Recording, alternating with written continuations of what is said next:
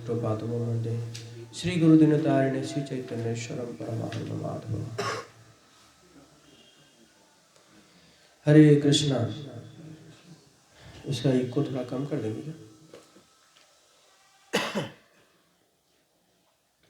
तो सभी का बहुत बहुत स्वागत है आज के श्रीमद् भागवतम कक्षा में। दूसरा वाला हो। हाँ ठीक ठीक था। हरे कृष्णा। ठीक, हरे कृष्णा।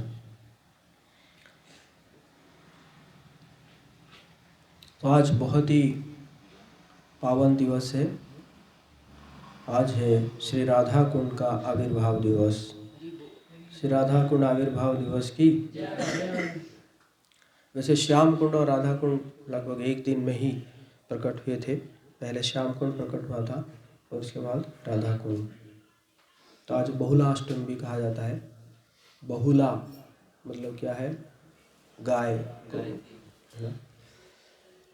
तो आज सभी राधा कुंड में स्नान करते हैं बहुला अष्टमी के दिन। मतलब कार्तिक महीना का आज अष्टमी है, 8वां दिन है, इसलिए अष्टमी।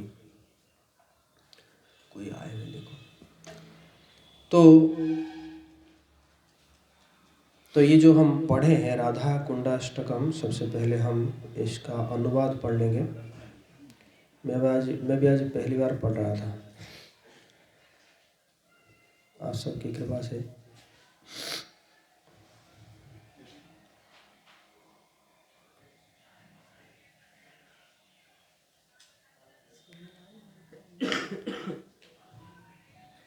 तो कह रहे हैं कि जो पहला श्लोक का अनुवाद इस प्रकार है।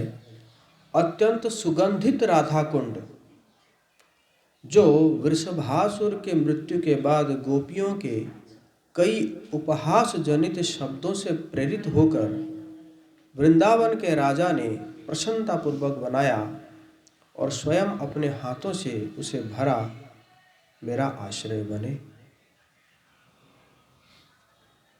तो इसका कैसे प्रकट हुआ तो हम बाद में चर्चा करेंगे। तो कह रहे हैं कि ये जो है श्रीमती राधा रानी और गोपियों ने बनाए थे अपने जो है क्या बोलते हैं, कंगना बोलते हैं ना इसे, कंगन। हाँ, कंगन से।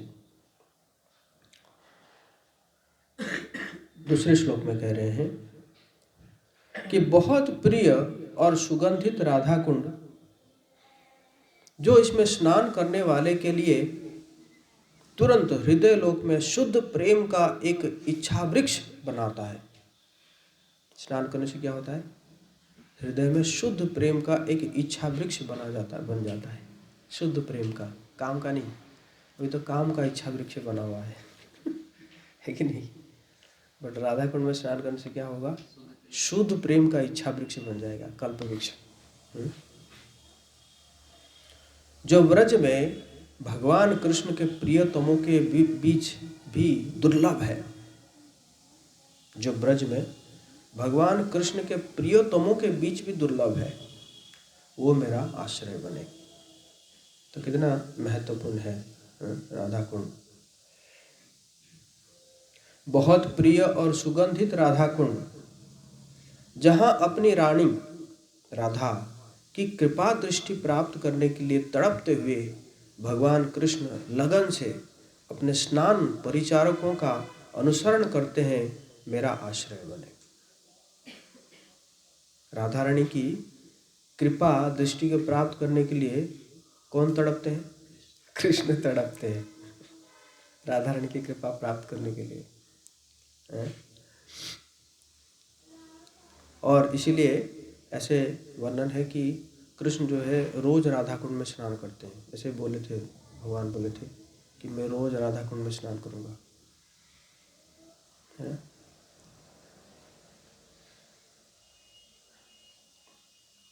बहुत सुगंधित राधा कुंड, जिसका नाम एक किशोरी के नाम पर रखा गया है। वो किशोरी कौन है? राधा रानी, जो उसके लिए प्रेम का क्षेत्र है, जो ब्रज के चंद्रमा है, एक किशोरी जो राधा रानी, जो ब्रज की मधुर किशोरियों के मुकुट में जड़ित सबसे कीमती मणि की तरह है, वो मेरा आश्रय हो।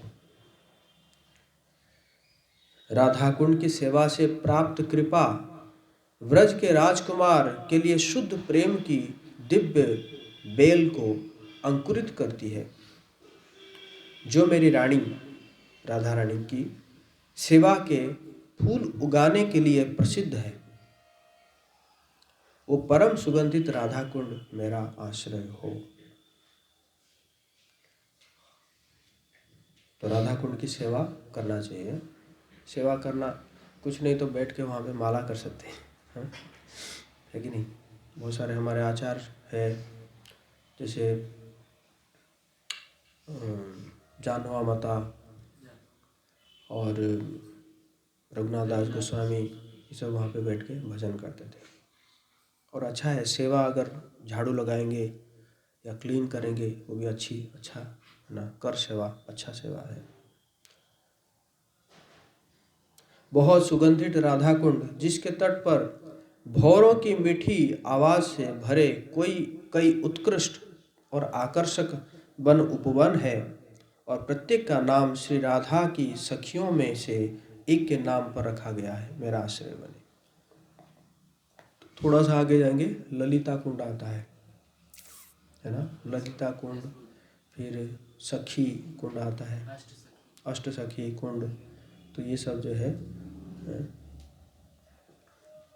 बहुत सुगंधित राधा कुंड जिसके तट पर एक सुखद आंगन में राधा रानी और उसकी सखियां भगवान कृष्ण के साथ मधुर उपहास करती है, जो कि ब्रज के चंद्रमा है, वो मेरे आश्रय बने। बहुत सुगंधित राधा कुंड जहाँ भावुक दिव्य युगल प्रतिदिन आकर्षक कमल से सुगंधित जल में अपने भावुक सखाओं के साथ खेलते हैं, वो मेरा आश्रय बने। जय श्री राधा कुंड की जय। तो इस प्रकार ये राधा कुंड के बारे में हम पढ़े। तो राधा कुंड जो है कैसे प्रकट हुआ था, उसके बारे में हम थोड़ा चर्चा करेंगे।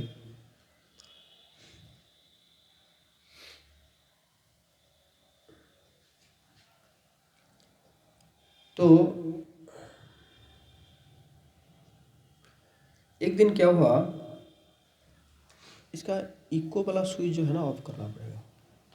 पीछे एक छोटा सा स्विच है इको का, ऊपर से ऊपर नहीं, वो नहीं, हरी हरी ऊपर ऊपर एक जैसे बन, हाँ, हरे कृष्णा, अब ठीक है, हरे कृष्णा। तो कंस जो है एक असुर को भेजा था जिसका नाम था अरिष्टासुर, जो क्या बन गया था, सांड बन के आया था। आया था, बहुत उत्पात किया। तो जब उत्पात किया तो ब्रज में बहुत उत्पात किया, तो भगवान की सामना, एक्चुअली मारने तो आया था भगवान जी को कंस के कहने पर। तो भगवान ने उसको पकड़ के घुमा के पटक दिए। तो पटक दिए तो मर गया।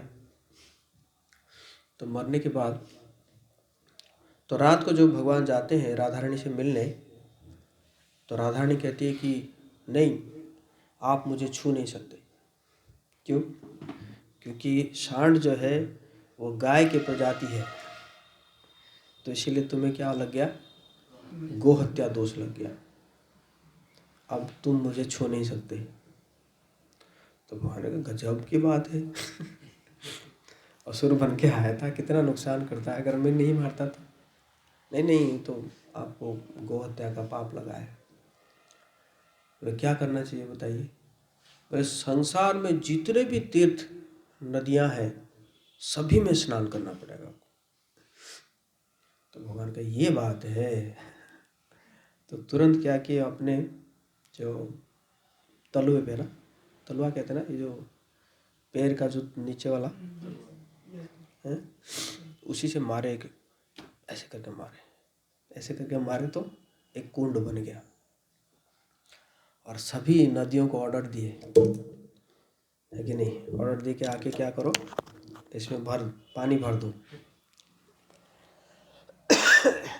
और बोले सबको बोलना पड़ेगा, नहीं तो राधा रानी क्या सोचेगी, पता नहीं किस किस नदी से ले आया या कोई तालाब से ले आया है कि नहीं। तो सभी नदियाँ आती थी, मैं गंगा हूँ, है ना, मैं यमुना हूँ। तो इसी प्रकार जितने भी नदियाँ हैं पूरे पृथ्वी में, तो वो सब जो है आके क्या किए, उसमें पानी भर दिए। मैंने सुना है अभी जो राम मंदिर बन रहा है ना, वो कुछ लगभग 250 या 300 तीर्थों की जल से बन रहा है। तो जो भी है, तो सब भर दिए, पानी भर गया। तो भर गया तो भगवान जो है क्या किए, उसमें स्नान किए। भगवान भी स्नान किए, सभी उनके जो सखाए हैं वो भी स्नान किए। तो बहुत अच्छा, मतलब स्नान कर रहे हैं सब राधा रानी और सखिया देख रहे हैं, कहते अरे तो अच्छा कुंड बना लिए तुरंत। कंपटीशन रहता है ना दोनों में।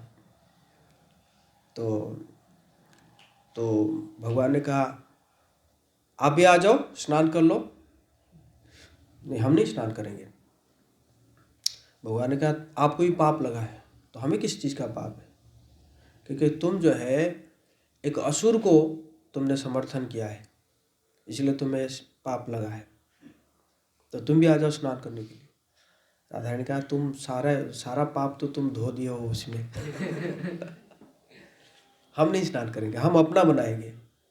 अच्छा, तो सब गोपियाँ जो है अपना अपना कंगन निकाले, कंगन निकाल के उसी के पास में बनाए, है ना, बना रहे गड्ढा बना दिए, गड्ढा बना दिए। अब पानी कहाँ से लाएंगे? तो भगवान ने कहा ठीक है, मेरे से पानी ले लो, मेरे कुंड से पानी ले लो। नहीं, तुम्हारे कुंड से क्यों लेंगे हम? तो गए मानसी गंगा, है ना, मानसी गंगा जा रहे हैं, है ना, बहुत दूर है ना मानसी गंगा। आई थिंक लगभग 4 किलोमीटर होगा, 4-5 किलोमीटर होगा राधा कुंड से। जब बड़ी परिक्रमा करते हैं ना, तो राधा कुंड के बाद जो है एनर्जी खत्म हो जाता है। राधा कुंड में मानसी गंगा पहुँचते पहुँचते बड़ा एकदम, मतलब कब पहुँचेंगे ऐसा रहता है। तो जो भी है, तो मानसी गंगा से पानी ला रहे हैं, डाल रहे हैं। तो भगवान जी को बड़ा दया आया। भगवान ने सभी फिर नदियों को फिर बुला के बोले कि अगर मैं कहूँगा पानी देने के लिए तो मना करेगी, लेकिन मेरे साथ तो पड़ती नहीं है।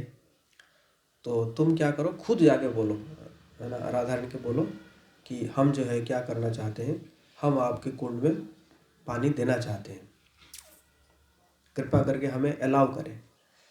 तो वो जाके राधा रानी से प्रार्थना की कि हम आपके कुंड में पानी भरना चाहते हैं। तो राधा रानी कहते हैं कि ओके ठीक है। तो जैसे बोले, तो वही श्याम कुंड से ही पानी आया, क्योंकि सभी तीर्थ तो वहीं पे था। तो सारा पानी जो है आके राधा कुंड में भर गया। तो राधा रानी और सखिया भी स्नान किए, और साथ साथ भगवान भी जाके स्नान किए, और बोले ये जो है मेरा सबसे प्रिय है, और मैं रोज जो है यहाँ पे आऊँगा स्नान करने के लिए। बोले राधा कुंड की।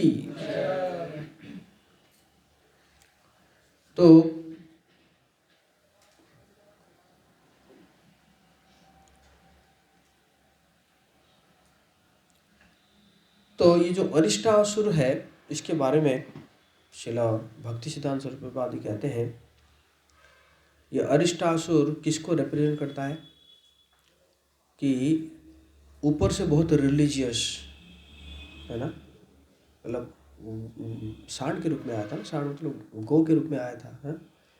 तो रिलीजियस, ऊपर से बहुत धार्मिक, है ना, बट जो है जब धार्मिक बात आता है तो सब क्या करते हैं, अपने अपने ढंग से पालन करते हैं, है ना, अपने अपने ढंग से पालन करते हैं, है ना।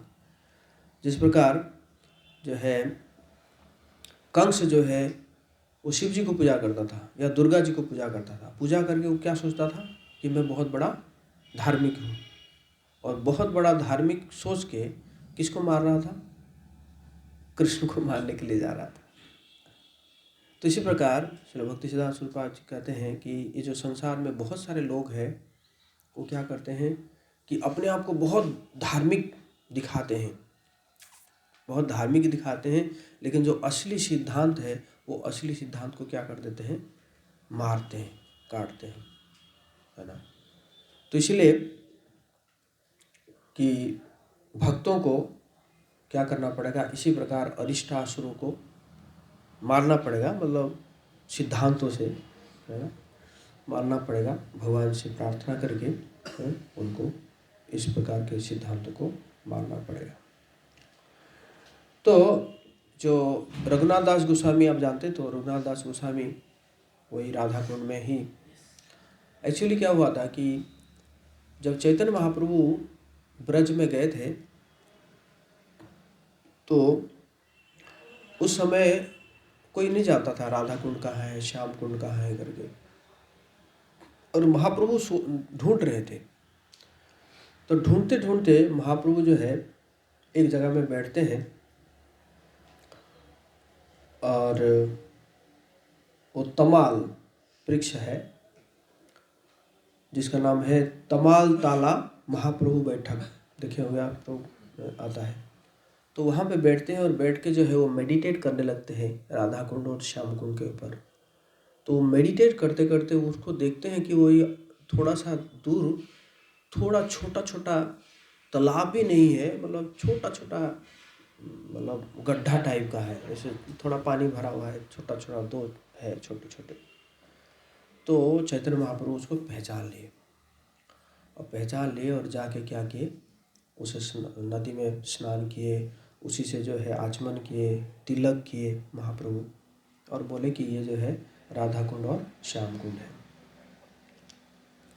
तो रघुनाथ बाद में जब रघुनाथ दास गोस्वामी इसको देखे थे, उनके सामने ही ये घटना हुआ था। तो बाद में सनातन गोस्वामी पाद ने रघुनाथ दास गोस्वामी को कहा कि आप जो है यहीं पर रहिए, इधर रह के आप जो है अपना भजन कीजिए। तो रघुनाथ दास गोस्वामी भजन तो कर रहे थे, लेकिन उनके मन में था कि महाप्रभु की इच्छा है कि हम जो है वृंदावन के सारा जगह को उसको ढूंढे और उसको मतलब रेनोवेट करें। तो इस प्रकार उनके मन में था, लेकिन सोच रहे थे कि इसके लिए तो पैसा की ज़रूरत है, और वो नहीं चाहते थे कि पैसा वैसा में पढ़ने के लिए है कि नहीं, मैनेजमेंट में फिर कलेक्शन करो, रिसीट लेके इधर उधर घूमो, फंड कलेक्शन करो, मॉडल बनाओ, उसका एडवर्टीजमेंट करो, है कि नहीं। तो इस सब में नहीं पढ़ना चाहते थे। इसी प्रकार उनके मन में लेकिन इच्छा था। तो एक सेठ जो है वो क्या कर रहा था, वो सेठ जो है वो बहुत सारा अपना ये ऐसे कहते हैं कि बहुत सारा जो है कुछ सामान लेकर जा रहा था, उसी यमुना जी में जा रहा था। तो जाते जाते वहीं पे क्या हुआ कि उसका नाव जो है ना फंस गया, पानी कम था तो इसलिए नाव फंस गया, और नाव जो है हिला ही नहीं। तो बहुत प्रयास किया, लेकिन नहीं जब हुआ तो उसने जो है सबको पूछा, तो सबने कहा कि पास में एक बाबा जी है, तो उनसे जाके प्रार्थना करो, हो सकता है कि कुछ कृपा मिल जाए। तो वो जाके क्या किया, रघुनाथ दास गोस्वामी से प्रार्थना किए। तो रघुनाथ दास गोस्वामी कहा कि जैसे भगवान की इच्छा वही होगा। तो उसी दिन क्या हुआ, बहुत बारिश हुई, और बारिश हुई तो उसका नाव जो है निकल गया। तो वो जाके वो पहुंचा अपना उसमें, और फिर वो पैसा उसका जो वो मेन उसका इच्छा था कि बद्रिका आश्रम में भगवान बद्रीनाथ के लिए एक बड़ा मंदिर बनाने के लिए उसका इच्छा था, वो सेठ जी का।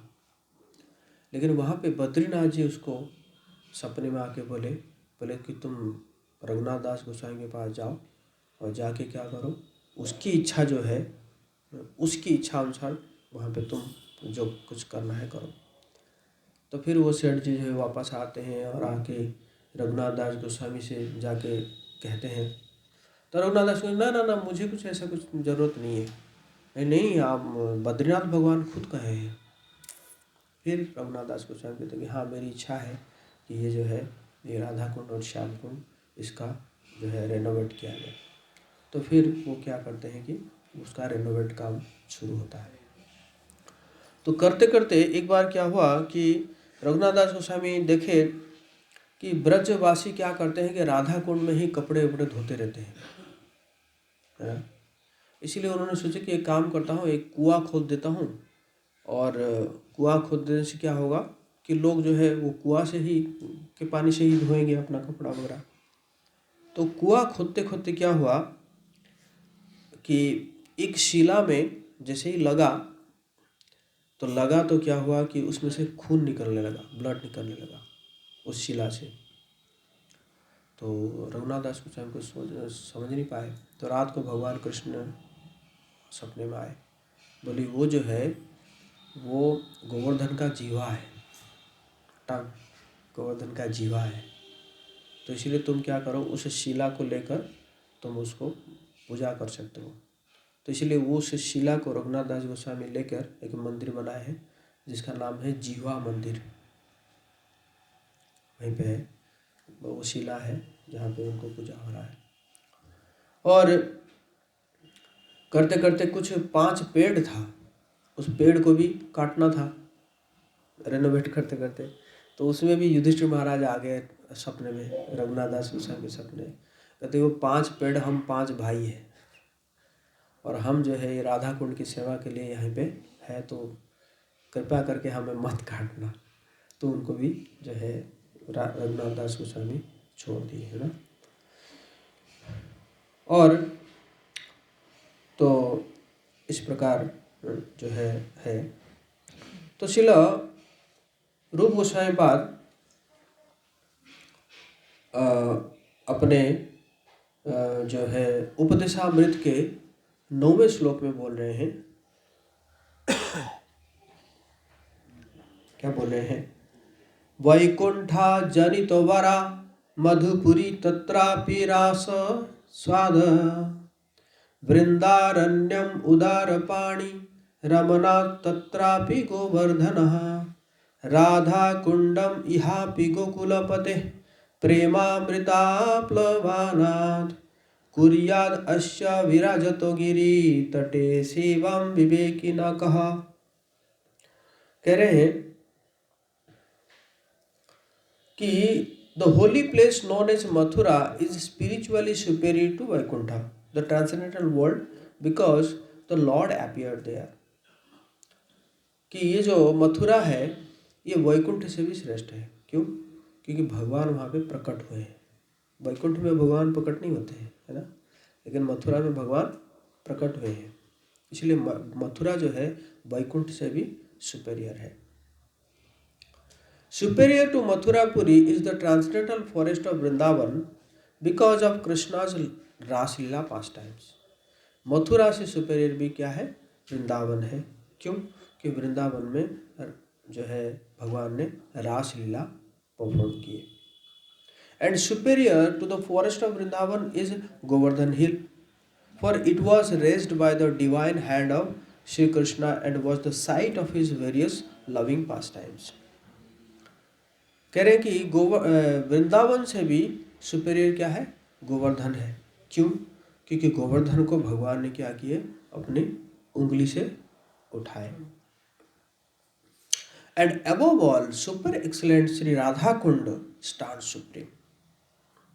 सबसे राधा कुंड जो है सबसे उत्तम स्थान है, super most pious place in this, क्या कर सकते हैं, इन दिस यूनिवर्स, है कि नहीं? राधा कुंड है। क्यों? क्योंकि for it is overflooded with the ambrosial nectarean prema of lord of Gokula Shri Krishna. क्यों? भगवान के जो अमृत प्रेम के रस का बाढ़ से तो ये बना हुआ है। Where then is that intelligent person who is unwilling to serve this divine Radha Kund who is situated at the foot of Govardhan Hill? कौन है बुद्धिमान व्यक्ति जो कि राधा कुंड में रहकर भजन करना नहीं चाहेगा, है कि नहीं। तो इस प्रकार जो है ये राधा कुंड के बारे में, उसका सुपर एक्सेलेंस के बारे में जो है बताते हैं, श्रील रूप गोस्वामी पाद बताते हैं। वैसे जो राधा कुंड और श्याम कुंड, ये गोवर्धन के दो आंखें कहा जाता है,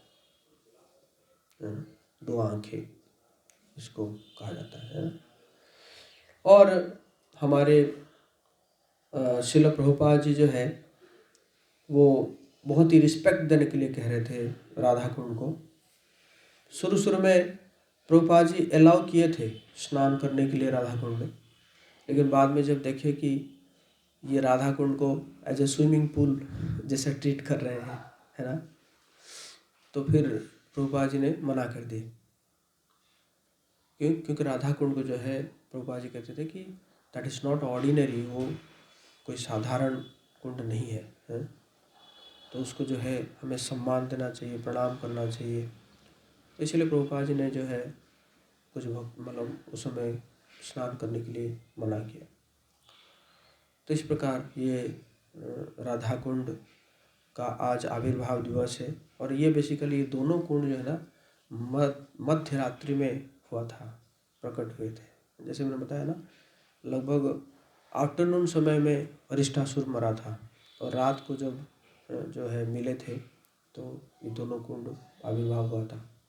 तो आज जो है बहुत सुंदर राधा कुंड की आरती की जाती है। वहाँ पे पूरा सारे राधा कुंड श्याम कुंड को जो है ना वो दिया से सजाया जाता है, दिया से सजाया जाता है। और कई लोग स्नान भी करते हैं।